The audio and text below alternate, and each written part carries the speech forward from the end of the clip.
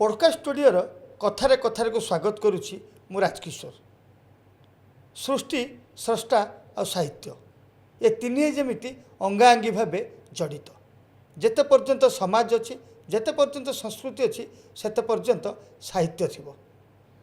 ଏ ସାହିତ୍ୟ କଥାକୁ ଜୀବନ କରି ବଞ୍ଚିଥିବା ଜଣେ ସାହିତ୍ୟିକ, ବ୍ୟଙ୍ଗକବି, ତାଙ୍କୁ ଆଜି ଆମେ ପଡ଼କାଷ୍ଟ ଷ୍ଟୁଡ଼ିଓରେ ପାଇଛୁ। ସେ ହେଉଛନ୍ତି ଡକ୍ଟର ଲକ୍ଷ୍ମୀକାନ୍ତ ତ୍ରିପାଠୀ। ସାର୍, ଆପଣଙ୍କୁ ସ୍ୱାଗତ କରୁଛି। ନମସ୍କାର, ବହୁତ ଧନ୍ୟବାଦ। ଆଜି ବଡ଼ ମଜା କଥା ହେଲା ଯେ ଆପଣ ଭଳି ଜଣେ ମଜାଳିଆ ଲୋକଙ୍କୁ ଆମେ ଆଜି ପାଖରେ ପାଇଛୁ। ଆଚ୍ଛା, ଆପଣ କାହିଁକି ମଜା ଲୋକ ବୋଲି କହନ୍ତି? ଲୋକ ଭାରି ହସାନ୍ତି ଆପଣ କଥାରେ। ନାଇଁ, ମୁଁ ଜାଣିନି, ଅନ୍ୟମାନଙ୍କୁ ଯେମିତିକା ଭଲ ଲାଗିବ ମୁଁ ସେମିତିକା ବ୍ୟବହାର କରିଥାଏ।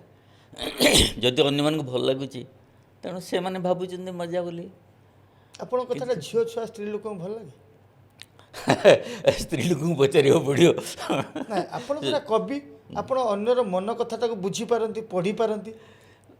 ହଁ, କବିମାନେ ତ ନିହାତି ମନ କଥା ଯଦି ନ ବୁଝିବା ତାହେଲେ ଆମେ ଲେଖିବା କେମିତି? ଆମ ଯାହା ଲେଖୁଛୁ, କବିତା ହେଉ ବା ଗପ ହେଉ, ସେଇଟା ଅନ୍ୟମାନଙ୍କର ମନର କଥାକୁ ସବୁବେଳେ ମନସ୍ତାତ୍ତ୍ୱିକ ଦୃଷ୍ଟିକୋଣରୁ ଦେଖିକି ଲେଖୁଛୁ। ସେଇଥିପାଇଁ ମୁଁ ଆପଣଙ୍କୁ ପଚାରିଲି। ତାଙ୍କ ମନ କଥାକୁ ଆମେ ବୁଝିପାରୁଛୁ, କିନ୍ତୁ ଆମ ମନ କଥାକୁ ସେମାନେ କେତେ ବୁଝିପାରୁଛନ୍ତି? ସିଏ ତ ସାଧାରଣ ଲୋକ ଜଣେ ହେଇଥିବ, ସେ କେମିତି ବୁଝିବ? ସେଇଟା ଆପଣ ଯେଉଁ ବୁଝିପାରନ୍ତି ତାଙ୍କ ମନ କଥାକୁ, କେତେବେଳେ କେମିତି ଦୁର୍ବଳତା ଆସିଛି ତାଙ୍କ ପ୍ରତି? ନାଇଁ, ନାରୀ ଆଉ ପୁରୁଷ ଏଇଟା ଭଗବାନଙ୍କର ଦୁଇଟି ସୃଷ୍ଟି। ତେଣୁ ଦୁଇ ଜଣଙ୍କ ପ୍ରତି ଦୁଇ ଜଣଙ୍କର ଦୁର୍ବଳତା ନିଶ୍ଚିତ ଭାବରେ ଆସିବ। ତାକୁ ଜଣେ ଯଦି କହିବ ଯେ ନା ମୁଁ ହେଉଛି ବ୍ରହ୍ମଚାରୀ, ମୁଁ ହେଉଛି ଯୋଗୀ, ମୋର ଆସେନି, ଯୋଗୀମାନଙ୍କର ମଧ୍ୟ ଆସେ, ତେଣୁ ଏଇଟା ଭଗବାନଙ୍କର।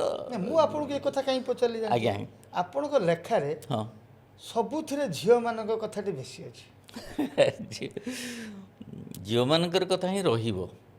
ଝିଅମାନେ ବିଭିନ୍ନ ପ୍ରକାରର ଅଛନ୍ତି, ପତ୍ନୀ ଅଛନ୍ତି, ପ୍ରେମିକା ଅଛନ୍ତି, ଭଉଣୀ ଅଛନ୍ତି, ମା ଅଛନ୍ତି, ତେଣୁ ତାଙ୍କୁ ଛାଡ଼ିକି ଆମେ କେମିତିକା ଲେଖିବୁ? ଆପଣଙ୍କର ତ ବେଶୀ ସବୁ କଥାରେ ଆଉ ସେ ମା ଆଉ ଝିଅ ସ୍ତ୍ରୀ ନାହାନ୍ତି। ନାଇଁ, ଅଛନ୍ତି ସବୁ, ସେ ଖାଲି ପ୍ରେମିକା ଅଛନ୍ତି ଆଉ ଅଚିହ୍ନା ଝିଅଙ୍କ କଥା ଅଛି। କ'ଣ ତାର କାରଣ କ'ଣ? କାହିଁକି ଏତେ କବିମାନେ ଟିକେ ବେଶୀ ଢଳି ପଡ଼ନ୍ତି ସିଆଡ଼କୁ? ଆମ ପରିବାରକୁ ଛାଡ଼ିକି ଯେତେବେଳେ ଆମେ ବାହାରକୁ ଗୋଡ଼ ଦେଉ, ସେତେବେଳେ ପରିବାର ଲୋକ ପରିବାର ଜାଗାରେ ରହିଯାଆନ୍ତି।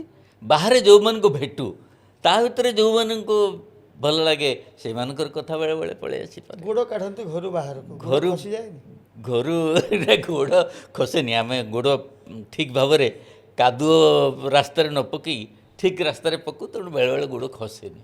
କେତେବେଳେ କେମିତି ଧନ୍ୟତୁ ଗୋଟେ ଝିଅ ଛୁଆଟା ଆପଣ ଭାରି ପ୍ରଶଂସା କରିଥିବ ଲେଖାରେ, ଏ କରିକିରି ଆପଣଙ୍କ ପ୍ରତି ତାର ଗୋଟେ ଦୁର୍ବଳତା ଆସିଯାଇଥିବ, ଏ କରିଥିବ, ଏମିତି କେବେ ହେଇଛି କି? ନାଇଁ, ପ୍ରଶଂସା କଲେ ତ ଖୁସି ଲାଗିବ, କିନ୍ତୁ ଯେଉଁଟା ଦୁର୍ବଳତା କଥା କହୁଛନ୍ତି ତାର ମାନେ ହେଉଛି ଅଲଗା, ତେଣୁ ସେଭଳିଆ କୌଣସି ଗୋଡ଼ ଖସେ ନାହିଁ ଲେଖାରେ। ଆଜ୍ଞା, ଝିଅମାନଙ୍କ କଥା କବିମାନେ ବେଶୀ ଗୁରୁତ୍ୱ ଦିଅନ୍ତି କ'ଣ ପାଇଁ? ଆମେ ଅଛୁ ବୋଲି ଗୋଟେ କଥା ଅଛି ତ, ଯେ ପୁରୁଷ ଲୋକମାନେ ଆମେ ଅଛୁ, ଏ କଥା ତ କବିଙ୍କ ମନରେ କେବେ ବି ଆସିନାହିଁ କାହିଁ? ନିଶ୍ଚିତ ଭାବରେ କବି ସମସ୍ତଙ୍କର କଥା ଲେଖନ୍ତି। ପୁରୁଷଙ୍କର କଥା ଲେଖନ୍ତି, ଭାଇର କଥା ଲେଖନ୍ତି, ବାପାଙ୍କର କଥା ଲେଖନ୍ତି, ବନ୍ଧୁମାନଙ୍କର କଥା ଲେଖନ୍ତି ଏବଂ ବାନ୍ଧବୀମାନଙ୍କର କଥା ବି ଲେଖନ୍ତି। କିନ୍ତୁ ଯେତେବେଳେ ପାଠକ ପଢ଼େ, ସେମାନେ ବେଶୀ ଗ୍ରହଣ କରନ୍ତି ବାନ୍ଧବୀମାନଙ୍କର କଥାକୁ। ଆମେ କେମିତିଆ ବ୍ୟବହାର କରୁଛୁ, ସେ କ'ଣ କଲା କି ନାହିଁ, ସେଗୁଡ଼ାକ ସବୁ ବେଶୀ ଖୋଜନ୍ତି। ତେଣୁ ସ୍ୱତଃପ୍ରଭ ଭାବରେ ପାଠକଙ୍କ ମନକୁ ଛୁଇଁଲା ଭଳିଆ ଆମର ଲେଖା ସେଆଡ଼ୁ ଗତି କରିଯାଏ। ନାଇଁ, ପାଠକ ଯଦି ଆପଣ ଯଦି ଲେଖିବେ ପୁରୁଷ ବିଷୟରେ, ପାଠକ ବି ପଢ଼ିବେ ଯେ ତା ମାନେ ଦୁଇଟି ଯଦି ରଖାଯିବ, ଗୋଟିଏ କ୍ଷୀର ଗ୍ଲାସ୍ ଆଉ ଗୋଟେ ପାଣି ଗ୍ଲାସ୍, କ୍ଷୀର ଗ୍ଲାସ୍କୁ ବେଶୀ ଆଗ୍ରହର ସହିତ ନେବେ। ଦୁଇଟା ଯାକ ପାନୀୟ, ଦୁଇଟା ଯାକ ଦେହ ପ୍ରତି। କ୍ଷୀର କିନ୍ତୁ ଶୋଷ ମେଣ୍ଟେଇ ପାରେ, ଶୋଷ ମେଣ୍ଟେଇ ପାରେନି, କିନ୍ତୁ ଆଗ୍ରହରେ ନେଇଯାଆନ୍ତି ସେଇଟାକୁ। ଶୋଷ, ସେଇଟା ଠିକ୍ କଥା କହିଲେ, ପାଣି ହିଁ ଶୋଷ ମେଣ୍ଟେଇ, ପାଣି ହିଁ ଶୋଷ ମେଣ୍ଟାଏ। ତେଣୁ ଆପଣଙ୍କର ଏମିତି ଗୋଟେ ମଜା କବିତା କ'ଣ ଟିକେ କୁହନ୍ତୁ? ଯେଉଁ ବହି ଗୁଡ଼ିକ ଅଛି ମୁଁ ଦେଖୁଥିଲି, ସେ ବହି ଗୁଡ଼ିକରେ ବହୁତ ଭଲ ଭଲ କବିତା ସବୁ ରହିଛି, ଭାରି ମଜାଳିଆ କବିତା ରହିଛି। ଗୋଟେ ଦେଖୁଥିଲି ଯେ ଶଳା କ'ଣ ଗୋଟେ ଲେଖିଛନ୍ତି, ଶଳାମାଣିକରେ। ଶଳାମାଣିକରେ ସେଇଟା ଟିକେ ବଡ଼ କବିତା ହେଇଯିବ, ମୁଁ ଗୋଟେ ସେଥିରୁ ଅଳ୍ପ ଟିକେ କହିବି। କଳାମାଣିକରେ ଆପଣ ଜାଣିଛନ୍ତି, ବହୁତ ବିଖ୍ୟାତ। କଳାମାଣିକରେ, ସେଇଠୁ ମୋ କବିତାଟା ହେଉଛି ଶଳାମାଣିକରେ। ଭିଣୋଇ ଶଳାର ସମ୍ପର୍କ ଆପଣ ଜାଣିଛନ୍ତି, ଆଜିକାଲି ଯୁଗରେ ଶଳା ଭିଣୋଇଙ୍କର ସମ୍ପର୍କ ବେଶୀ। ଜଣେ ଯଦି ନେତା ହେଲା, ସେ ତା ଶଳାକୁ ଗୋଟେ ଭଲ ଜାଗାରେ ରଖିଥିବ। ଜଣେ ଯଦି ଗୋଟେ ବିଜନେସମ୍ୟାନ୍ ହେଲା, ସେ ଶଳାକୁ ନେଇକି ରଖିବ। ଭାଇ ନୁହଁ, ଶଳା ଟିକେ, ଭାଇ ନେଇକି ଶଳାକୁ ବେଶୀ ପ୍ରିଫର୍ କରନ୍ତୁ। ତେଣୁ ମୋର ଏଇଠି କହିଲାଟା ହେଉଛି ଶଳାମାଣିକରେ। ମୁଁ 4-5 ଧାଡ଼ି ପଢ଼ୁଛି। ଧୀରେ ଘେନ କାନନରେ ଧୀରେ ଘେନ କାନନରେ ମଣି ବିଳମ୍ବିତ, ମଣି ମାନେ ମଣି ତାର ନାଁଟା, ଥଟିଳ ମମତା ଘେନି ଭାଳେ ଭଗ୍ନୀନାଥ ମସଳା ମାଣିକରେ, କହିଥିଲେ ଅର୍ଦ୍ଦଳିକୁ ଦିଅନ୍ତି ପଠାଇ, ଥଳି ଧରି ବଜାରକୁ ଗଲୁ କାହିଁ ପାଇଁ ମସଳା ମାଣିକରେ, ମନଟି ଅଥୟ ନେଲେ ଘଣ୍ଟାଏ ମେଲାଣି, ସକାଳେ ଯାଇଛୁ ଆସି ସଞ୍ଜ ବାଜିଲାଣି ମସଳା ମାଣିକରେ, ବଜାର ପାନ ଦୋକାନୀ ସନିଆ ବେହେରା, କ୍ୱାଟରକୁ ମୋର ନୀତି ଧାଇଁ ଆସୁଥିଲା ମସଳା ମାଣିକରେ, ଚାକିରି କରାଇ ଦେବି ପୁଅକୁ ତାହାର, ବୋଲି ଦେଇଥିଲା ମାତ୍ର 5,000 ମସଳା ମାଣିକରେ, ଏଯାଏଁ ଚାକିରି ଖଣ୍ଡେ ପାଇନାହିଁ ବୋଲି, ତୋତେ କିବା ନେଇଛନ୍ତି ବଜାରରୁ ଧରି ମସଳା ମାଣିକରେ। ମାନେ ଶଳା ମାନେ କାମ କରେ। ହଁ ନେତା ସେ କହୁଛି ଯେ ତା ଶଳାକୁ କହୁଛି ତୁ ଏମିତି କାହିଁକି କରୁଛୁ। ନାଇଁ ନାଇଁ, ତା ମାନେ ନେତା ଯେଉଁ କାମ କରିଛି କାହା ପାଖରୁ ଟଙ୍କା ନେଇ ଆସିଛି ସବୁ, ଯେତେବେଳେ ଶଳା ବଜାରକୁ ଯାଇଛି ଆସିନି, ସେ ଭାବୁଛି ମନେ ମନେ ଭାବୁଛି ଯେ କ'ଣ ପାଇଁ ତାକୁ ଗୋଟେ କିଏ ବୋଧେ ଆକ୍ରମଣ କରିଛି, କାହିଁକିନା ମୋ ପାଇଁ ତାକୁ ହୁଏତ ଆକ୍ରମଣ କରିଛନ୍ତି। ସେ ଭାବୁଛି ଯେ କ'ଣ କ'ଣ ହୁଏତ ମୁଁ କରିଥିଲି ଯେଉଁଥିପାଇଁ ମୋ ଶଳା ଉପରେ। ଯାହା ମୁଁ ଧନ୍ୟବାଦ ଦେବି ଆମ ମାନେ ପୁରୁଷମାନଙ୍କ କଥା ଶଳା ଲେଖିଛନ୍ତି, ଆପଣ ଝିଅମାନଙ୍କ କଥା ଯେଉଁଟା ଲେଖିଛନ୍ତି ଆଜ୍ଞା, କେଉଁ ସେଥିରୁ ପଦି ଟିକେ କହୁନାହାନ୍ତି। ଝିଅମାନଙ୍କର କଥା ତ ବହୁତ ଲେଖାଯାଇଛି, ତେଣୁ ମୁଁ ଗୋଟେ ହାସ୍ୟ କଥାଟେ କହୁଛି। ଗୋଟେ ଝିଅ ପାଇଁ ପୁଅର ଅବସ୍ଥା କ'ଣ ହେଇଥାଏ। ଥରେ ମୋ କାର୍ ନେଇ ଯାଉଥିଲି, ଗୋଟେ ବଜାର ପାଖରେ କାର୍ଟା ରଖିଦେଇକି ତଳକୁ ଓହ୍ଲେଇ ଆସିଲି ଟିକେ ଚା ଖାଇବି ବୋଲି। ସେହି ସମୟରେ ଗୋଟେ ଜିନ୍ ପିନ୍ଧା ଯୁବକ ଜଣେ ଛିଣ୍ଡା ସାର୍ଟ ପିନ୍ଧିଛି ଆସିକି ମୋ ପାଖରେ ଗୋଟେ ହାତ ପକେଇଲା, ଆଜ୍ଞା ମୋତେ 20ଟା ଟଙ୍କା ଦିଅନ୍ତୁ। ମୁଁ ଆଶ୍ଚର୍ଯ୍ୟ ହେଲି, ଗୋଟେ ଭିକାରୀ ହୁଏତ 2 ଟଙ୍କା କି 5 ଟଙ୍କା ମାଗିଥାନ୍ତା, ସେ ମାଗୁଛି 20 ଟଙ୍କା। ମୁଁ କହିଲି ଆରେ 20 ଟଙ୍କା ତୁ କ'ଣ କରିବୁ? କହିଲା ଆଜ୍ଞା ମୁଁ କଫି ପିଇବି। ମୋତେ ହସ ଲାଗିଲା। ମୁଁ କହିଲି ଭିକାରୀ ହେଇଛି ସେ ପୁଣି କଫି ପିଇବ। ମୁଁ କହିଲି ଆଚ୍ଛା କଫି ପିଇବୁ ଠିକ୍ ଅଛି, ତୋର ମନ ହେଇଛି, କିନ୍ତୁ କଫିର ଦାମ୍ ହୁଏତ 5 ଟଙ୍କା କେ ହେଇଥିବ କି 10 ଟଙ୍କା ବଡ଼ ଜୋର ହେଇଥିବ, ତୁ 20 ଟଙ୍କା ନେଇକି କ'ଣ କରିବୁ? ସେ କହିଲା ଆଜ୍ଞା ମୁଁ ଗୋଟେ ପିଇବି ଆଉ ଗୋଟେ ମୋ ଗାର୍ଲଫ୍ରେଣ୍ଡକୁ ଦେବି। ମୁଁ ଆଶ୍ଚର୍ଯ୍ୟ ହେଇଗଲି, ଆରେ ଭିକାରୀ ହେଇକି ତୁ ଗୋଟେ ଗାର୍ଲଫ୍ରେଣ୍ଡ କରିଛୁ? ସେ ଆଜ୍ଞା ନା ମୁଁ ଭିକାରୀ ହେଇକି ଗାର୍ଲଫ୍ରେଣ୍ଡ କରିନି, ମୋ ଗାର୍ଲଫ୍ରେଣ୍ଡ ମୋତେ ଭିକାରୀ କରିଦେଇଛି। ତେଣୁ ଏବେ ଏଇଆ ହେଇଛି, ଏବେ ସ୍ଥିତି ସେଇଆ ହେଇଛି, ଏବେ ସ୍ଥିତି ସେଇଆ ଝିଅମାନେ ଖୋଳ କରିଦେଉଛନ୍ତି ନିଶ୍ଚିତ ନିଶ୍ଚିତ। ଏଇଟା ପ୍ରକୃତରେ ଆପଣ ମାନେ ଭେଟିଥିଲେ କ୍ୟାରେକ୍ଟରଟାକୁ ନା ଆପଣ ଗୋଟେ କଳ୍ପନା? ଏଇଟା ହେଉଛି ମାନେ ଗୋଟେ ହାସ୍ୟ କବିତା, କଳ୍ପନା ଗୋଟେ ବଢ଼ିଆ କଥାଟେ ଯେ ଝିଅ ଭିକାରୀ କରିଦେଇ ତା ଗାର୍ଲଫ୍ରେଣ୍ଡ ତାକୁ ଭିକାରୀ କରିଦେଇଛି, ସେ 20 ଟଙ୍କା ବି ମାଗୁଛି, ଯୁଗଟା ତାପରେ ବି ସେ ତାକୁ ଛାଡ଼ି ନାହିଁ। ହେଉଛି ପ୍ରେମ, ଏଥିରେ ବି ସେ କଥା ବି ଦେଖେଇଛି। ତେଣୁ ପ୍ରେମ କଲାବେଳେ ଦେଖି ଚାହିଁକି କରିବା ଦରକାର। ଆପଣଙ୍କ ବାର୍ତ୍ତା ହେଉଛି ଏଇଟା, ବାର୍ତ୍ତା ଅଛି ଯେ ପ୍ରେମ କଲାବେଳେ ତା ପରିସ୍ଥିତି ନିହାତି ନିହାତି। ତେଣୁ ସେଥିପାଇଁ ବି ସଜାଗ ରହିବେ।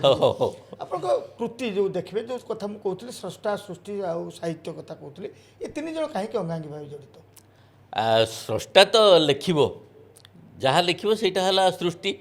ତେଣୁ ଗୋଟେ ମାଆଟେ ତା ପୁଅକୁ ଗର୍ଭଧାରଣ କରୁଛି, ତା ପୁଅକୁ ଭଲ ପାଇବ ନା ନାହିଁ? ସ୍ରଷ୍ଟା ହେଲା ମା, ସୃଷ୍ଟି ହେଲା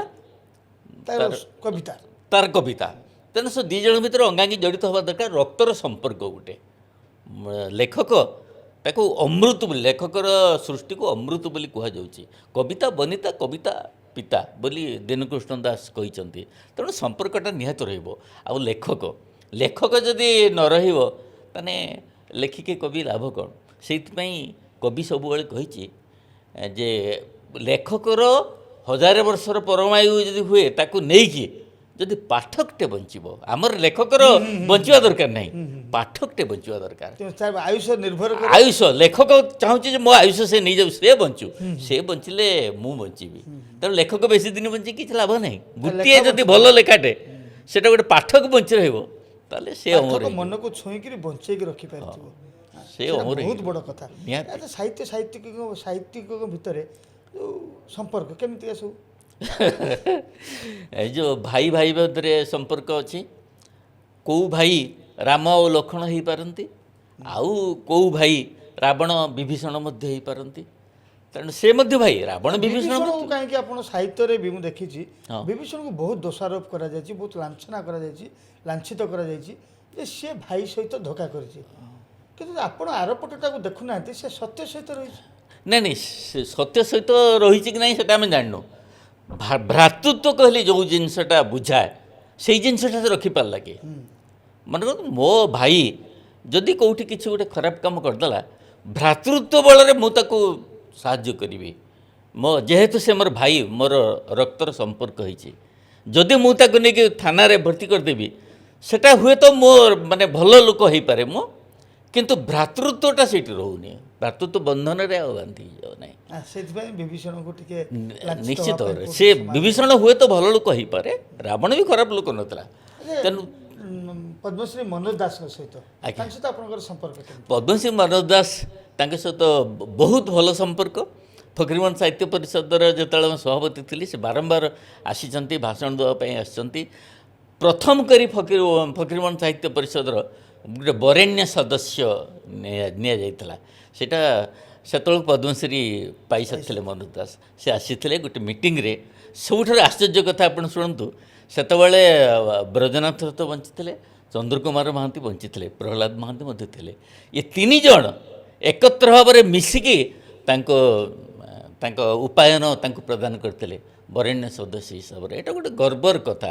ଏତେ ବଡ଼ ବଡ଼ ଲୋକ ସେ ପୁଣି ମନୋଜ ଦାସଙ୍କୁ ବି କରୁଛନ୍ତି, ସେଟା ମାନେ ସ୍ମରଣୀୟ ହେଇକି ମୋର ରହିବ। ସେମିତି ବ୍ୟକ୍ତିତ୍ୱ ବି ସେମିତିକା ଥିଲେ। ବ୍ୟକ୍ତିତ୍ୱ ନା, ମନୋଜ ଦାସଙ୍କ ଭଳି ବ୍ୟକ୍ତିତ୍ୱ ଆଉ କେଉଁଠି ତାଙ୍କ ମିଳିବ? ସୃଷ୍ଟି ସାହିତ୍ୟରେ କେତେ ଗୁରୁତ୍ୱ ରଖିଛି? ମାନେ ମନୋଜ ଦାସ ସେ ତ ଅନନ୍ୟ। ତାଙ୍କର ଯେତେବେଳେ ପଢ଼ୁଥିଲେ ହାଇସ୍କୁଲରେ ସେହି ସମୟରେ ଯେଉଁ ଗପ ଲେଖିଛନ୍ତି, ଆମର ନାଟ୍ୟକାର ହେମେନ୍ଦ୍ର ମହାପାତ୍ର ବୟସ୍ୟ ବୋଲି ଗୋଟେ ନାଟକ ଲେଖିଥିଲେ। ସେଇଟା ହେଉଛି ସେ ବୟସ୍ୟ ଗଳ୍ପର ଛାୟାରେ ଲେଖା ହେଇଛି। ସେ ଗଳ୍ପଟାକୁ ସେ ନାଟକ କରିଛନ୍ତି। ସେ ଗପଟାକୁ ଯେତେବେଳେ ଦେଖିଛନ୍ତି ମନୋଜ ଦାସ ସେଇଟା ଦେଖିଥିଲେ, ମନୋଜ ଦାସ ନିଜେ ମୁଗ୍ଧ ହୋଇଗଲେ, ନିଜେ କାନ୍ଦି ପକାଇଲେ। ଏତେ ସୁନ୍ଦର ଗଳ୍ପ ଗୋଟେ କିଶୋର ଜଣେ ଲେଖିଛି, ହାଇସ୍କୁଲରେ ପଢ଼ୁଛି। ଚମତ୍କାର, ମାନେ ଭଗବାନ ଯାହାକୁ ପ୍ରତିଭା ଦେଇଥାନ୍ତି ତାକୁ ସେ ମୂଳରୁ ହିଁ ପ୍ରତିଭାଟା ଦେଇଥାନ୍ତି। ତୁଳସୀ ଦୁଇ ପତ୍ରରୁ ବାସିଲା ଭଳିଆ, ସେଇ ହେଉଛନ୍ତି ମନୋଜ ଦାସ। ଆପଣ ଶୁଣୁଥିଲେ ଯେ ତୁଳସୀ ଦୁଇ ପତ୍ରରୁ ବାସିଲା ଭଳି ମନୋଜ ଦାସଙ୍କ ସୃଷ୍ଟି ପିଲାବେଳରୁ ହିଁ ଜଣାପଡ଼ିଥିଲା। ଆମେ ଆହୁରି କିଛି କଥା ହେବା, ନେଇଯିବା ଗୋଟେ ବିରତି।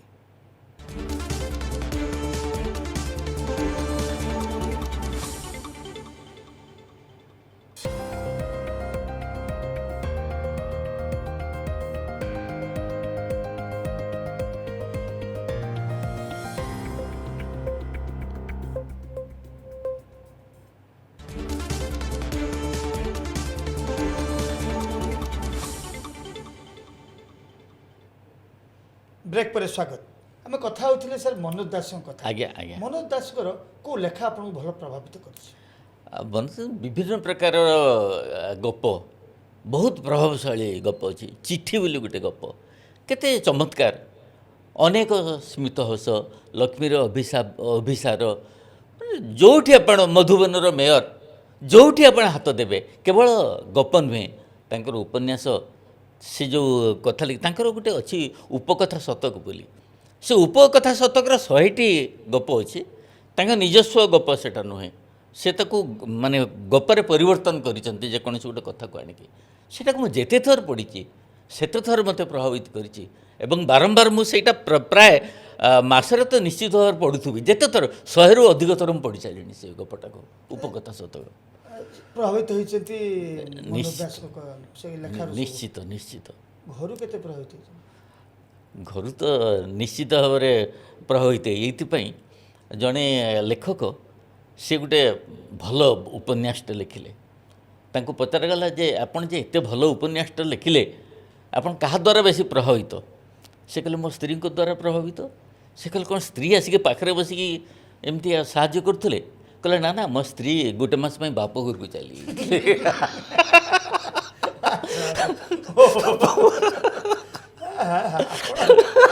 ଶୁଣିଲେ ଭୟ ଅଛି? ଭୟ ତ ନିଶ୍ଚିତ ଭାବରେ ରହିଛି, ତେଣୁ ସ୍ତ୍ରୀ ନଥିଲେ କିନ୍ତୁ ଲେଖି ହେବନି। ଲେଖିବା ପାଇଁ ଦରକାର ଗୋଟେ ସ୍ତ୍ରୀ। ପ୍ରେମିକା ଦରକାର ଆଉ ସ୍ତ୍ରୀ ଯଦି ପ୍ରେମିକା ହେଇଯିବ ତାହେଲେ ତ ଆହୁରି ଭଲ। ନାଇଁ ସାର୍ ହେଇପାରୁନାହାନ୍ତି ନା। ସ୍ତ୍ରୀ ସ୍ତ୍ରୀ ସ୍ତ୍ରୀ ପ୍ରେମିକା ପ୍ରେମିକା ହଁ ପ୍ରେମିକାକୁ ନେଇକି ଗପ ଲେଖାଯାଏ, କବିତା ଲେଖାଯାଏ, ହଁ, ହଁ। ସ୍ତ୍ରୀକୁ ରୋଷେଇରେ ଲଗାଯାଏ। ସ୍ତ୍ରୀକୁ ନେଇକି ବି ଲେଖାଯାଏ। ମୋର ଗୋଟେ ବହି ଅଛି ଉପନ୍ୟାସଟେ, ଚରିତ ଉପନ୍ୟାସ, ତା ନା ପତ୍ନୀ ସହ 25 ବର୍ଷ। କଷ୍ଟ 25 ବର୍ଷର ଜୀବନ କାହାଣୀକୁ ନେଇ ଗୋଟେ ଉପନ୍ୟାସଟେ। ସେଥିରେ କ'ଣ ଦେଖେଇଛନ୍ତି ଆପଣ? ମାନେ ବହୁତ ଖୁସିରେ ଦେଖେଇଛନ୍ତି ଦେଖେଇଛନ୍ତି ଯେ ମୁଁ ବହୁତ କଷ୍ଟ ନା ନା ସେଟାକୁ ପଢ଼ିବାକୁ ପଡ଼ିବ। ଭାଉଜ ପଢିଛନ୍ତି ସେ ବହି? ପଢ଼ିଛି ମାନେ ସେ ତାଙ୍କେ ଲେଖା ହେଲା ପରେ ଗୋଟେ ଫଙ୍କସନ୍ ହେଲା। ମୋର ବନ୍ଧୁମାନେ ସବୁ ଯାଇଥିଲେ ଫଙ୍କସନ୍କୁ। ସେ ଜାଣିନଥିଲେ ତାଙ୍କ ଉପରେ ସେ ବି ଅଛନ୍ତି ସେଥିରେ ନାୟିକା ହେଇକି। ତାଙ୍କୁ ଉନ୍ମୋଚନ କରିବା ପାଇଁ କୁହାଗଲା। ସେ ଭାବୁଛନ୍ତି ଗୋଟେ ବହିଟା ଉନ୍ମୋଚନ କରିବି। ଉନ୍ମୋଚନ କରି ଯେତେବେଳେ ଦେଖିଲେ ବହିଟା ତାଙ୍କରି ଫଟୋ ଅଛି, ତାଙ୍କରି ନା। ସେ ସେଇଠି ଏତେ ଆଶ୍ଚର୍ଯ୍ୟ ହେଇଯାଇଥିଲେ, କହିଲେ ମୁଁ କିଛି ଜାଣିନି ଅଥଚ ମୋ ଉପରେ ବହି ଲେଖା ହେଇଗଲାଣି। ଭଲ କଥା। ଯେ ଆଉ ଗୋଟେ କଥା ଆପଣ ଦେଖିଥିବେ ଯେ ପରିବାର ଲୋକମାନେ ପ୍ରାୟ ସାହିତ୍ୟକୁ ଭଲ ପାଆନ୍ତି ନାହିଁ। ସେମାନେ ଚାହାନ୍ତି ଯେ ସ୍ୱାମୀଟା ମୋର ସାହିତ୍ୟରେ ପଶିଯାଇଛି, ସେ ସବୁବେଳେ ଖାଲି ଅଲଗା କଥା କହୁ, ମୋ କଥା କହୁନାହାନ୍ତି, ମୋ କଥା ଲେଖୁନାହାନ୍ତି। ସେମିତି ଈର୍ଷା ତାଙ୍କର ହୁଏ କି? ତାଙ୍କ କଥା ମାନେ ତ ଲେଖାଯାଇଥାଏ। କବି କ'ଣ କରେ ଏଇଟା ଗୁପ୍ତ କଥା କହିବିନି କାହାକୁ। ନା ନା ମୁଁ କହିବିନି। ଗୋଟେ କବିତାରେ ଗୋଟେ ଝିଅ କଥା ଲେଖିଦେଲା। ସେ ଝିଅଟି ପତ୍ନୀ ପଢ଼ିଲା, କାହା କଥା ଲେଖିଛ? କହିଲା ଆରେ ତମରି କଥା ପରେ ଲେଖିଛି। ଓ ଆପଣଙ୍କୁ ଶୁଣିଛନ୍ତି? ଗୁପ୍ତ କହିଛି ନା ଆପଣଙ୍କୁ? ମାନେ ଭାଉଜ କେବେ ରାଗିଛନ୍ତି ଏମିତି କଥାରେ? ନା ନା ଏମିତି କଥାରେ ସେ ରାଗିନି। ସେ ମୋତେ ବହୁତ ସହଯୋଗ କରିଛି, ଆଉ ମୋତେ ସବୁବେଳେ ସହଯୋଗ କରେ। ଏବଂ ମୁଁ ମୋର ଯାହା ଲେଖେ ତାକୁ ପ୍ରଥମେ ପଢ଼ିକି ଶୁଣାଏ। ମାନେ ସହଯୋଗ କରନ୍ତି ମାନେ ପାଖରେ ବସିକି?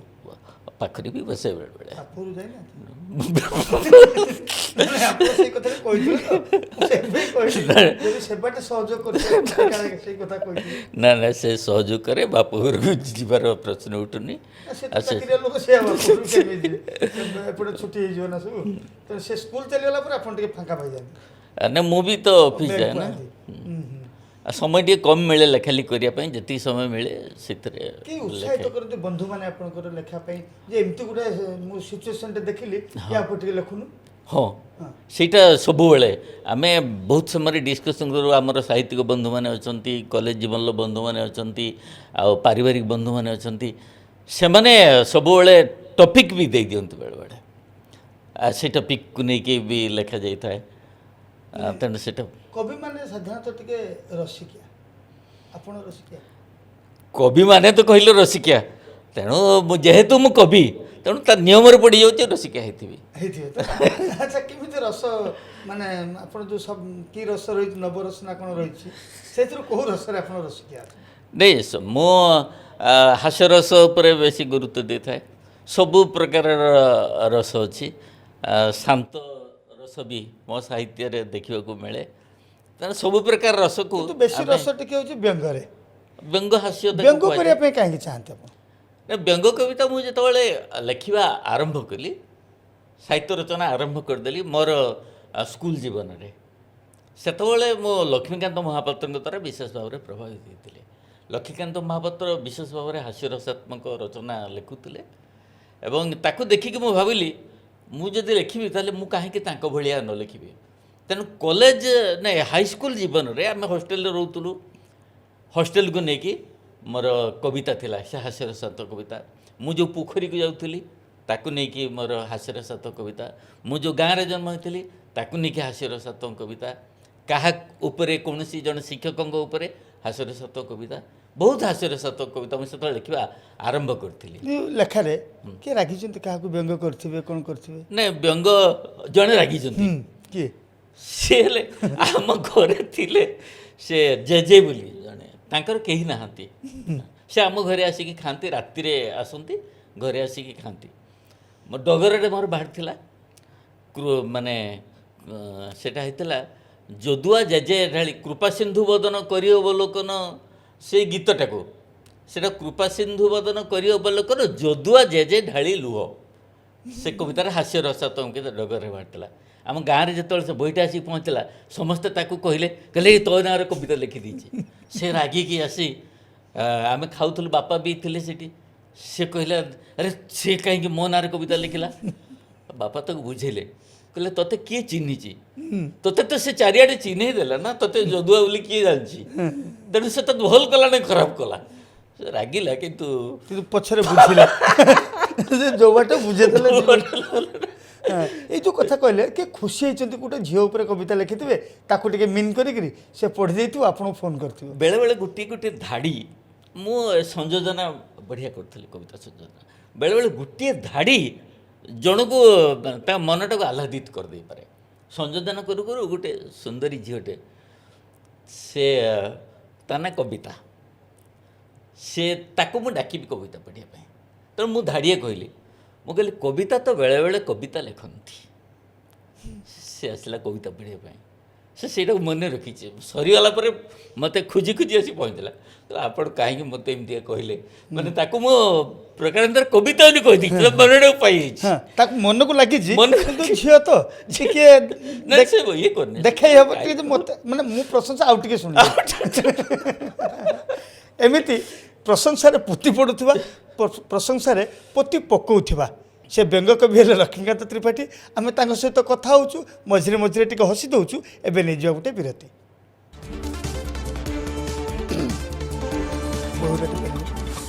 ମୋତେ ଏଇଠି ସବୁ ହୋଇଯାଏ, ସବୁ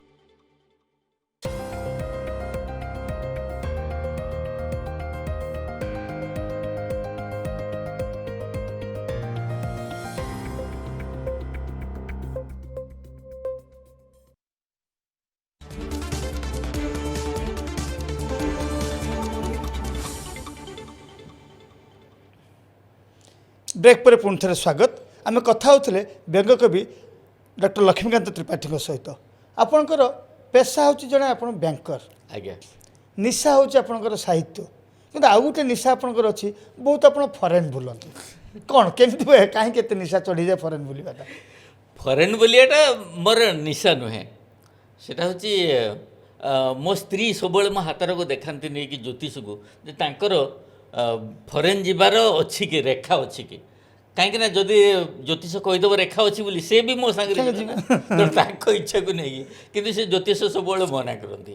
କିନ୍ତୁ ଝିଅ ଯେତେବେଳେ ମୋ ଝିଅ ଜ୍ୱାଇଁ ଦୁଇ ଜଣ ଯାକ ଚାକିରି କଲେ ମେଲବୋର୍ଣ୍ଣରେ, ଅଷ୍ଟ୍ରେଲିଆରେ, ତେଣୁ ସିଏ ଆମକୁ ଡାକି ନେଇଗଲେ, ଟିକେଟ୍ କାଟିକି ସେ ପଇସା ଦେଇକି ନେଇଯାଆନ୍ତି। ତେଣୁ ମୁଁ ବାରମ୍ବାର ଯାଇଛି ଅଷ୍ଟ୍ରେଲିଆ ଏବଂ ବିଭିନ୍ନ ସ୍ଥାନକୁ ଆମକୁ ନେଇକି ବୁଲେଇଛନ୍ତି। ହଁ, ତେଣୁ ସେ ଅଷ୍ଟ୍ରେଲିଆ ଯିବା ବାଟରେ ଆମେ ବିଭିନ୍ନ ସିଙ୍ଗାପୁରକୁ ଯାଇଛୁ, ବୁଲିଛୁ, କୁଆଲାଲମ୍ପୁରକୁ ଯାଇଛୁ, ସେଠି ବୁଲିଛୁ, ବିଭିନ୍ନ ଆଡ଼କୁ ଯାଇଛୁ, ବହୁତ ଜାଗାରେ ବୁଲିଛନ୍ତି। ଏମିତି କେତେବେଳେ ଗଲାବେଳେ ଫ୍ଲାଇଟ୍ରେ ଚିହ୍ନା ଲୋକ କିଏ ଦେଖା ହେଇଛନ୍ତି, କୁହନ୍ତି ପଦେ କବିତା କହୁନାହାନ୍ତି ଲକ୍ଷ୍ମୀକାନ୍ତ ବାବୁ?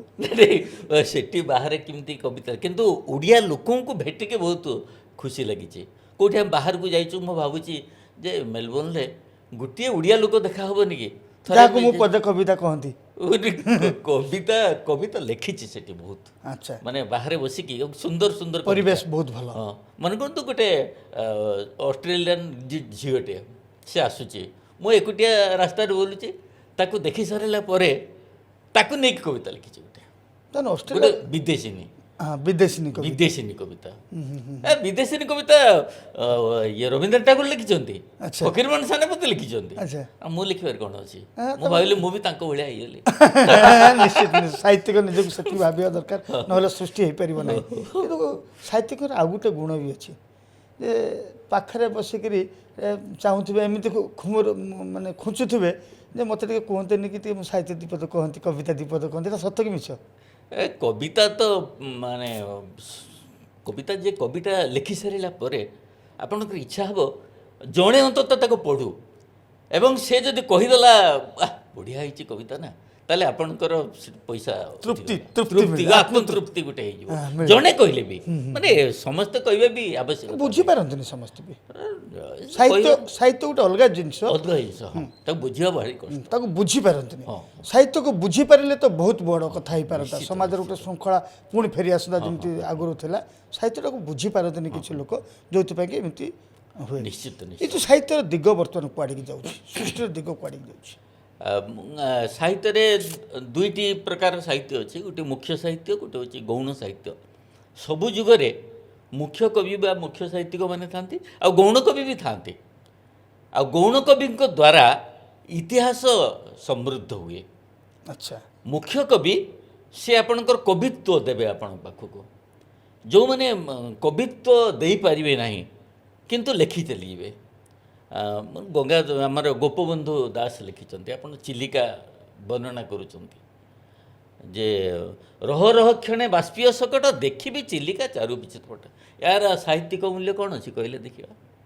ରେଲଗାଡ଼ି ତୁ ଟିକେ ଠିଆ ହେଇଯା, ମୁଁ ଟିକେ ଯିବି ଦେଖିବା ପାଇଁ। କିନ୍ତୁ ତା ଭିତରକୁ ଆମେ ଏହାର କିଛି ସାହିତ୍ୟିକ ମୂଲ୍ୟ ନାହିଁ। ତେଣୁ ୟାକୁ ଗୋଟେ ବଡ଼ କବି ଲେଖିଛି ବୋଲି ଆମେ କହିପାରିବା ନାହିଁ। କିନ୍ତୁ ଯେତେବେଳେ ଲୋକମାନଙ୍କ ପାଖରେ ପହଞ୍ଚୁଛି, ସେତେବେଳେ ଯେତେବେଳେ ବାଷ୍ପୀୟ ଶକଟ ବା ରେଲଗାଡ଼ିରେ ବସିଲା ବେଳେ ଆମେ ଗୋଟେ ସୌନ୍ଦର୍ଯ୍ୟ ଆମ ଭିତରକୁ ଆସୁଛି, ଯେ ଚିଲିକାର ଯେ ଅପୂର୍ବ ସୌନ୍ଦର୍ଯ୍ୟ, ସେ ଅପୂର୍ବ ସୌନ୍ଦର୍ଯ୍ୟ ଯେତେବେଳେ ମନ ଭିତରକୁ ଆସିଯାଉଛି, ସେତେବେଳେ ତାକୁ ଆମେ କହୁଛୁ ଏଇଟା ବଡ଼ ଜିନିଷ। ଯେମିତି ଭୀମ ଭୋଇଙ୍କର କବିତା ଯାଇକି ଜାତିସଂଘରେ ରହିଲେଣି, ମୋ ଜୀବନ ପଛେ ନର୍କେ ପଡ଼ିଥାଉ ଜଗତ ଉଦ୍ଧାର ହେଉ। ଏଇଟା ବଡ଼ କଥା ଗୋଟେ କିଛି ନୁହେଁ, କିନ୍ତୁ ତାଙ୍କ ଭିତରେ ଯେ ମୋ ଜୀବନଟା ଚାଲିଯାଉ କିନ୍ତୁ ଜଗତ ଉଦ୍ଧାର ହେଇଯାଉ, ଏଇ ଯେଉଁ ଭାବଧାରାଟା, ଏଇ ଭାବଧାରାଟା କ୍ରମଶଃ ବଡ଼ ହେଇଯାଉଛି ଏବଂ ସାରା ପୃଥିବୀକୁ ଏଟା ଝଳ ପକାଇ ଦେଉଛି। ନିଶ୍ଚିତ ଭାବେ ଏଇଭଳି କିଛି କବି ଅଛନ୍ତି ଯେଉଁମାନଙ୍କର ସୃଷ୍ଟି ସମସ୍ତଙ୍କୁ ପ୍ରଭାବିତ କରିଛି, ଆଉ କିଛି କବି ଅଛନ୍ତି ଯାହା ସୃଷ୍ଟି କାହାକୁ ବିରକ୍ତ ବି କରିଛି। ହଁ, ସେ ମାନେ ରହିବନି। ଯେଉଁ ଗୋଟେ ବିରକ୍ତ କରେ ତାର କବିତ୍ୱ କିଛି ନାହିଁ, ସେଇଟା ଦୀର୍ଘ ଦିନ ଧରିକି ରହିବ ନାହିଁ। ଯେମିତି ଗୀତ ଆମର, ଏ ଗୀତ ଆଜି ଗୋଟେ ଗୀତଟା ହିଟ୍ ହେଇଯାଉଛି, କିନ୍ତୁ ଆଉ ମାସେ ପରେ ତାକୁ କେହି ଆଉ ପଚାରିବନି, ତାକୁ ଭୁଲି ବି ଯାଇଥିବେ। ଆଉ ଗୋଟେ ଗୋଟେ ଗୀତ ଅଛି ପ୍ରାଚୀନ ଗୀତ, ସେଟା ଯେତେ ପୁରୁଣା ହେଉଥିବ ତାର ମଜା ସେତେ ବାହାରୁଥିବ। ଯେମିତି 90 ଦଶକର ଗୀତ ସବୁ ଥିଲା, 90 ଦଶକ ଚିରନ୍ତନତା ବଢ଼ି ବଢ଼ି ଯାଉଥିବ। ସେ ଗୀତକୁ ଥରେ ଶୁଣିଦେଲେ ଆପଣ ପୁରା ମୁଗ୍ଧ ହେଇଯିବେ। ଆପଣ ବଡ଼ ଚର୍ଚ୍ଚାରେ ଅଛନ୍ତି ସାହିତ୍ୟକୁ ନେଇକି, ଏବଂ ତା ସହିତ ବିବାଦରେ ମଧ୍ୟ ଅଛନ୍ତି ସାହିତ୍ୟ ପରିଷଦକୁ ନେଇକି। ଫକୀରମୋହନ ସାହିତ୍ୟ ପରିଷଦରେ ଆପଣ ତ ସଭାପତି ଥିଲେ, ବଡ଼ ବିବାଦରେ ଥିଲେ। କ'ଣ ସେ ବିବାଦ ଥିଲା? ଫକୀରମୋହନ ସାହିତ୍ୟ ପରିଷଦରେ ବିବାଦ ହେଇଥିଲା ଯେ ଆମେ ଯେଉଁ କଥା ହେଲେ ଯିଏ ମୋ ଇଲେକ୍ସନ୍ ହେଉଥିଲା, ନିର୍ବାଚନ ହେଉଥିଲା, ନିର୍ବାଚନରେ ସମସ୍ତଙ୍କର ଲଢ଼ିବାର ବି ଅଛି, କ୍ଷମତା ଅଛି, ସମସ୍ତେ ଲଢ଼ିବେ। ମୁଁ ଲଢ଼ିଥିଲି, ଜିତିଗଲି। ଆଉ ମୋର ନିୟମ ଅନୁସାରେ 75 ବର୍ଷ ଧରିକି ଯାହା ହେଉଥିଲା ସେଇଟା ଚାଲିଥିଲା ଯେ ମାନେ ଆଉ ଯେଉଁମାନେ ଏକ୍ଜିକ୍ୟୁଟିଭ୍ ବଡ଼ିରେ ରହିବେ ସେମାନଙ୍କ ନିର୍ବାଚନ ହେଉନଥିଲା। ତେଣୁ ଆମ ସମୟରେ ନିର୍ବାଚନ ହେଇନଥିଲା ଏବଂ ସାଧାରଣ ପରିଷଦରେ ମଧ୍ୟ ଠିକ୍ କରାଯାଇଥିଲା ନିର୍ବାଚନ ହେବ ନାହିଁ। କିନ୍ତୁ ସେଇ ନିର୍ବାଚନ ଯେଉଁ ହେଇନଥିଲା, ସେଥିପାଇଁ ଯେ ସମଗ୍ର ଅସିଦ୍ଧ ଘୋଷଣା କରାଯାଉ, ଯାହା ଆମ ନିର୍ବାଚନ ହେଇଛି ବୋଲି ତାକୁ ଅସିଦ୍ଧ। ଆପଣ ଭୁଲ କରିଥିଲେ ସେତେବେଳେ, ଆଉ କୁହାଯାଇପାରେ ଭୁଲ କରିଥିଲେ। ଆମେ ଭୁଲ କରିଥିଲୁ ମାନେ ଯାହା 75 ବର୍ଷ ଧରି ଚାଲିଥିଲା ସେଇ ପ୍ରଥାଟାକୁ ନା ମୁଁ ଏଇଥିପାଇଁ କହିଲି ଯେ ଆପଣ ଭୁଲ କରିଥିଲେ ବୋଲି, ଯେହେତୁ କୋର୍ଟ କହିଦେଲେ ଯେ ନାଇଁ ସେ ପରିଷଦ କୋର୍ଟ ନିୟମ ଅନୁସାରେ କରିବେ। ବାଇଲ ଅନୁସାରେ ଅଛି ଯେ ଏଟାକୁ ହେବ ଯଦି ନିର୍ବାଚନ ହେବ ବୋଲି କୁହାଯାଇଛି। କିନ୍ତୁ 75 ବର୍ଷ ଧରିକି ଚାଲିଥିଲା ଯାହା ଚାଲିଥିଲା ସେ ଅନୁସାରେ ହେଉଥିଲା। କିନ୍ତୁ ଯେଉଁମାନଙ୍କୁ ଆମେ ନେଇଥିଲୁ ମନୋନୟନ କରିକି, ଏ ବର୍ଷ ପୁଣି ସେଇମାନଙ୍କୁ ଜିତେଇକି ଇଲେକ୍ସନରେ ଜିତିକି ଆସିଛନ୍ତି ସମସ୍ତେ। ହଁ, ଯେତେବେଳେ ସେ ସରିଗଲା, ସେ ଟେନ୍ୟୁର ଚାଲିଗଲା, ତାପରେ କୋର୍ଟଙ୍କର ରାୟ ଆସିଲା। କୋର୍ଟଙ୍କର ରାୟ ଆସିଲା, ଟେନ୍ୟୁର ଚାଲିଗଲା ପରେ। ଯେମିତି ରାଜନୀତି କ୍ଷେତ୍ରରେ ରୁହେ, ଭୋଟ ସରିଯାଇକରି ତାଙ୍କ 5 ବର୍ଷ ସରିଯିବା ପରେ ତାହା ମଧ୍ୟ ନିର୍ବାଚନ ଫଳ ଆସିପାରେନି, ସେମିତି ଆପଣଙ୍କର ସାହିତ୍ୟରେ ବି ଅଛି। ନେତା ଆଉ ସାହିତ୍ୟ କେମିତିକା ସମ୍ପର୍କ? ନେତା ତ ନେତାଙ୍କ ପାଇଁ ସାହିତ୍ୟ ବଞ୍ଚିଛି କହିଲେ କାହିଁକି ପଡ଼େ। ନେତାଙ୍କୁ ନେଇକି ସାହିତ୍ୟ ବହୁତ ହେଇଛି। ମୋ ନିଜର ମଧ୍ୟ ଗ୍ରନ୍ଥ ଅଛି, ନେତୃଚରିତମ୍ ବୋଲି, ସେ ନିୟମିତ ଭାବରେ ବାହାରୁଥିଲା। ଯେ ସେଥିରେ କ'ଣ ଆପଣ ସବୁ ଦର୍ଶାନ୍ତି? ଯେମିତି ନେତାଙ୍କର ସୃଷ୍ଟି କେମିତି, ନେତା ଆଉ ସାହିତ୍ୟ କେମିତି ହେଇଛି। ମନେକର ଶ୍ରୀକୃଷ୍ଣଙ୍କ କଥା ପଡ଼ିଲା, ଶ୍ରୀକୃଷ୍ଣ ମାନେ ଯାହା ଯାହା ଶ୍ରୀକୃଷ୍ଣ କହିଲେ, ମୁଁ ତ ଦ୍ୱାପର ଯୁଗରେ ଗଲି, କିନ୍ତୁ କଳି ଯୁଗରେ ମୁଁ କ'ଣ କରିବି। ସେଠୁ ସିଏ ତାଙ୍କୁ କୁହାଗଲା ଯେ କଳି ଯୁଗରେ ଆପଣ ରହିବେ, କିନ୍ତୁ ଆପଣ ନେତାମାନଙ୍କର ହୃଦୟରେ ରହିବେ। କହିଲେ କେମିତି ରହିବି? ଶ୍ରୀକୃଷ୍ଣ ପଚାରୁଛନ୍ତି। ଏ କହୁଛନ୍ତି ଆପଣ ଯାହା ଯାହା କରୁଥିଲେ ଦ୍ୱାପର ଯୁଗରେ, କଳିରେ ବି ସେଇଆ ସେଇଆ କରିବେ। 16,000 ଗୋପୀଙ୍କ ସହିତ ବୁଲୁଥିଲେ, ଏଠି ବି ଆପଣ ଗୋପୀମାନଙ୍କ ସହିତ ବୁଲିବେ। ସେଠି ସବୁ ମିଛ କଥା କହୁଥିଲେ, ଯେତେ ମିଛ କଥା ସେଠି ବି ସେଇଆ ରହିବ। ଏଠି ଭାଷଣ ଏଠି ରହିବ। ଖଣ୍ଡା ଧରିବେନି କିନ୍ତୁ ଯୁଦ୍ଧ କରିବେ। କଳିଯୁଗରେ ବି ସେଇଆ। ତେଣୁ ନେତାମାନେ କଳିଯୁଗରେ ହେଉଛନ୍ତି ଦ୍ୱାପର ଯୁଗର ଶ୍ରୀକୃଷ୍ଣ ଭଳିଆ। ତେଣୁ ନେତାମାନେ ଆପଣଙ୍କୁ ଖୋରାକ ଦିଅନ୍ତି।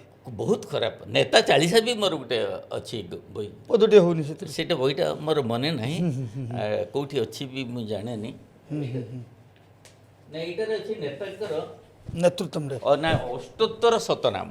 ଆପଣ ନେତାଙ୍କର ତ ନାଁ ସବୁ ଜାଣିଥିବେ, ତାଙ୍କର 108ଟା ନାଁ ଅଛି। କିଛି ନା ମୁଁ କହିଦେଉଛି, ହଁ ଅଳ୍ପ ଟିକେ କହିଦିଅନ୍ତୁ, ସମୟ ଟିକେ ଅଭାବ ହେଇଗଲାଣି। ହେଇଗଲାଣି। ମନେକର 6 ଧାଡ଼ି ମୁଁ କହୁଛି। ଜୟ ଜୟ ମର୍ତ୍ତ୍ୟବାସୀ ନେତା ଚୂଡ଼ାମଣି, ଅଧମକୁ କୃପାକର କରୁଛି ଦଇନି। ଜୟ ଜୟ ଶଶାଗରା ଧରିତ୍ରୀର ପତି, ଭୋଟରଙ୍କ ପ୍ରାଣଧନ ଲୋଟରଙ୍କ ଗତି। ନେତା ନାମ ବିନେରେ ନେତିରି ନାମ ବିନେ, ବିଫଳ ମଣିଷ ଜନ୍ମ ଯାଏ ଦିନ ଦିନେ। ତାପରେ ତାଙ୍କର 108ଟା 108ଟା ନାଁ ଚାଲିଲା। ଆମେ ଯଦି ବାଲେଶ୍ୱରରେ ଆଲୋଚନା କରିବା ସାହିତ୍ୟ କଥା, ପୁଣି ଯଦି ଫକୀରମୋହନଙ୍କ କଥା ନ ପଡ଼ିବ, ଆଜ୍ଞା ତାହେଲେ ସେ ନିହାତି ସୃଷ୍ଟି ବାଲେଶ୍ୱର ଫକୀରମୋହନ। ସୃଷ୍ଟି ମାନେ ଠିକ୍ ଠିକ୍ ରହିଯିବ, ଅଟକି ଯିବ। ଠିକ୍ ଠିକ୍। ତ ଫକୀରମୋହନଙ୍କ ସାହିତ୍ୟ କେତେ ପ୍ରଭାବିତ କରିଛି ସାହିତ୍ୟ ଜଗତକୁ ଆଉ ଆପଣଙ୍କୁ? ମୁଁ ଯେତେବେଳେ ଫକୀରମୋହନକୁ ପଢ଼େ ନା, ସେ ମୋର ସ୍ୱପ୍ନରେ ସବୁବେଳେ ଆସନ୍ତି। ମୁଁ ଆଶ୍ଚର୍ଯ୍ୟ ହୋଇଯାଏ, ମାନେ ସବୁ ଗୁଣରେ କେମିତି ଜଣେ ଲୋକ ଗୁଣୀ ହେଲା। ଭାଷାକୁ ରକ୍ଷା କରିବା ଫକୀରମୋହନ, ସାହିତ୍ୟକୁ ରକ୍ଷା କରିବା, ସାହିତ୍ୟର ବିଭିନ୍ନ ଦିଗ। କବିତାରେ ମାନେ ଆପଣଙ୍କୁ ମୁଁ କହିଦେଉଛି, ଫକୀରମୋହନ ଯେମିତିକା କବିତା ଲେଖିଛନ୍ତି, ସମସାମୟିକ ଯେତେ କବି ଥିଲେ କେହି ସେମିତିକା ଲେଖିନାହାନ୍ତି। ବର୍ତ୍ତମାନର କବିମାନେ କବିତା ଯେମିତିକା ଲେଖୁଛନ୍ତି, ଫକୀରମୋହନ ସେମିତିକା ଲେଖୁଛନ୍ତି। ଆଚ୍ଛା, ଯେମିତିକା ଗୋଟେ ଉଦାହରଣ ଦେଉଛି, ବର୍ତ୍ତମାନ ସାହିତ୍ୟିକମାନେ କହୁଛନ୍ତି ଯେ ଗୋଟେ ସ୍ୱପ୍ନଭଙ୍ଗ ଅଛି। ମାନେ ଆମେ ସବୁ ସ୍ୱପ୍ନ ଦେଖୁଛୁ, ଆମେ ଜୀବନରେ ବଡ଼ ହେବା ପାଇଁ ସ୍ୱପ୍ନ ଦେଖିକି ଚାଲିଛୁ, କିନ୍ତୁ ବଡ଼ ହେଇପାରୁନୁ, ମଝିରେ ଭାଙ୍ଗି ଯାଉଛି। ସେଇଟା ହେଲା ସ୍ୱପ୍ନଭଙ୍ଗ। କିନ୍ତୁ ଫକୀରମାନଙ୍କର ଗୋଟେ କବିତା ଅଛି, ତା ନାଁ ହେଉଛି ନିଦ ଗଲା ଭାଙ୍ଗି। ଆଚ୍ଛା, ଆମେ ନିଦ ଯାଉଛୁ, ଚାରିଆଡ଼େ ସ୍ୱପ୍ନ ଦେଖୁଛୁ, କିନ୍ତୁ ମଝିରୁ ଭାଙ୍ଗି ଯାଉଛି। ମାନେ ସେ ସମୟରେ ଫକୀରମୋହନଙ୍କର ଚିନ୍ତାଧାରା ବର୍ତ୍ତମାନର କବିମାନଙ୍କର ଚିନ୍ତାଧାରା ତା ଭିତରେ କେମିତି ମେଳ ଖାଇଯାଉଛି। ସେ ହେଉଛନ୍ତି ଫକୀରମୋହନ। ତାଙ୍କର ରେବତୀ ଗପ, ରେବତୀ ଗପ, 6 ମାଣ 8 ଗୁଣ୍ଠ। 6 ମାଣ 8 ଗୁଣ୍ଠ, ମାମୁଁ, ଯାହା ଆପଣ ପଢ଼ିବେ, ଡାକମନସି ହେଉ, ସଭ୍ୟ ଜମିଦାର ହେଉ, ରାଣ୍ଡି ପୁଅ ଅନ୍ତା ହେଉ, ଯାହା ଯେଉଁଥିରେ। ରୁହନ୍ତୁ ରୁହନ୍ତୁ ରୁହନ୍ତୁ, ଆଜ୍ଞା, ଆପଣ ସେ ଶବ୍ଦଟା କହିଦେଲେ ଅସୁବିଧା ଅଛି। ସେ ଶବ୍ଦ କଥା, ସେ କଥାକୁ ନେଇକି ବହୁତ କଥା ହେଲା। ଏ କଥା ତ ହେବ, ଆମେ ତ ଯାହା କିଛି ରାଣ୍ଡି ଶବ୍ଦଟା କ'ଣ ଖରାପ ଶବ୍ଦ କି? କହିକି ତାହେଲେ ସେ ରାଣ୍ଡ- ତାକୁ ନେଇକି କାହିଁକି ଏତେ ରାଣ୍ଡଟା ବିବାଦ ହେଉଛି- ହେଲା? ରାଣ୍ଡଟା ହେଉଛି ବିଧବା, ତାର ପ୍ରତିଶବ୍ଦ। ଆଉ ରାଣ୍ଡି ପୁଅ ଅନନ୍ତାକୁ ଯଦି ଆମେ ରାଣ୍ଡି ପୁଅଟା ଛାଡ଼ିଦେବା, ଖାଲି ଅନନ୍ତା ବୋଲି କହିବା, ତାହେଲେ ତାର ମାଧୁର୍ଯ୍ୟ ଏତେ ଆସିବ। ତାମାନେ ସେ ସୃଷ୍ଟିରେ ବ୍ୟାଘାତ ଅଛି। ନିଶ୍ଚିତ ଭାବରେ କେତେ କଥା ଅଛି ଯେଉଁଟାକୁ ଆମେ ଛାଡ଼ିପାରିବାନି। ଶାରଳା ଦାସଙ୍କର ବହୁତ କଥା ଅଛି, ତାକୁ ଆମେ ଛାଡ଼ିଦେଲେ ସେ ତାର ମହତ୍ଵ ରହିବନି। ତେଣୁ ରାଣ୍ଡି ପୁଅଟା ଏଇଟା ଗୋଟେ ଗୋଟେ ହେଉଛି, ଚଳନ୍ତି ଭାଷା। ନାଇଁ ଖାଲି ଭାଷା ନୁହେଁ, ଏଇଟା ହେଉଛି ଆମର ଗୋଟେ ରୂଢ଼ି। ହଁ, ରୂଢ଼ି, ଗୋଟେ ରୂଢ଼ି, ହଁ, right। ଗୋଟେ ରୂଢ଼ିଟାକୁ ଯଦି ପ୍ରୟୋଗ ଯଦି ନ କରିବା, ତାହେଲେ କେମିତି ହେବ? ତାକୁ ଆମେ ସେ ଶବ୍ଦଟାକୁ ଏଠି ଗୁରୁତ୍ୱ ନାହିଁ, ଏଇଟା ଗୋଟେ ରୂଢ଼ି ଉପରେ ଗୁରୁତ୍ୱ ସେ ଦିଆଯାଇଛି। ସେ ସମୟର ସାହିତ୍ୟ, ଫକୀରମୋହନଙ୍କର ସୃଷ୍ଟି ସମୟର ସାହିତ୍ୟ, ଏବେକାର ସାହିତ୍ୟ କେତେ ପରିବର୍ତ୍ତନ ହେଇଛି। ବହୁତ ପରିବର୍ତ୍ତନ। ସେ ତାଙ୍କୁ କେହି ଅତିକ୍ରମ କରି ଯାଇପାରିବେନି। ଫକୀରମୋହନ କରିକି ଫକୀରମୋହନକୁ ଅତିକ୍ରମ, ମନୋଜ ଦାସ ନିଜେ କହିଛନ୍ତି, ମୁଁ ତ ଅତିକ୍ରମ କରିପାରିନି କେବେ ଫକୀରମୋହନକୁ। ଆଉ ବର୍ତ୍ତମାନର ଯେଉଁମାନେ ଲେଖୁଛନ୍ତି, ସେମାନଙ୍କ ପାଖରେ ଭାବଧାରା ଏତେ ଉନ୍ନତ ନୁହେଁ, ଶବ୍ଦ ପ୍ରୟୋଗ ଶୈଳୀ ମଧ୍ୟ ଏତେ ଉନ୍ନତ ନୁହେଁ। ଫକୀରମୋହନ ଯେତେବେଳେ ଲେଖୁଥିଲେ, ତାଙ୍କ ଶବ୍ଦ ଚୟନ ଦେଖନ୍ତୁ କେତେ ସୁନ୍ଦର ଭାବରେ ପାଠକଙ୍କ ମନ ମୁଗ୍ଧ ହୋଇଯିବ। ପଢ଼ୁଥିବେ ଆପଣ ଜାଣିପାରିବେନି କେତେବେଳେ ପଢ଼ିକି ଶେଷ କରିଦେଲେ। ସବୁବେଳେ କିନ୍ତୁ ମନେ ରହିଥିବେ ଫକୀରମୋହନ। ସବୁବେଳେ ମନେ ରହିଥିବ। ଆପଣ ଶୁଣୁଥିଲେ ଡକ୍ଟର ଲକ୍ଷ୍ମୀକାନ୍ତ ତ୍ରିପାଠୀଙ୍କ ମୁହଁରୁ ସାହିତ୍ୟ କଥା, ସୃଷ୍ଟି କଥା ଆଉ ସମାଜ କଥା। ଅକ୍ଷୟ ମହାନ୍ତିଙ୍କ ଗୀତ ପରି କିଛି ଲେଖା ରହିଯାଇଛି ଯାହା ସବୁଦିନେ ମନେ ରହିବ, ଆଉ କିଛି ପପ୍ ଗୀତ ଭଳି ଆସିଛି ପୁଣି ହଜିଯାଇଛି। ତେଣୁ ବାଲେଶ୍ୱରରେ ସାହିତ୍ୟ ଚର୍ଚ୍ଚା ଆଉ ଲକ୍ଷ୍ମୀକାନ୍ତ ତ୍ରିପାଠୀ, ଫକୀରମୋହନ, ତାଙ୍କ ସହିତ ପଦ୍ମଶ୍ରୀ ମନୋଜ ଦାସ, ଏମିତି ଅନେକ ବ୍ୟକ୍ତିତ୍ୱ ଅଛନ୍ତି ଯାହା ସାହିତ୍ୟକୁ ବଞ୍ଚାଇ ରଖିଛନ୍ତି। ଆଜି ପାଇଁ ଏଇଠି ରହିଲୁ, ପୁଣି ଆରଥର ଦେଖା ହେବ ଆଉ ଗୋଟେ ଅଧ୍ୟାୟରେ। ନମସ୍କାର।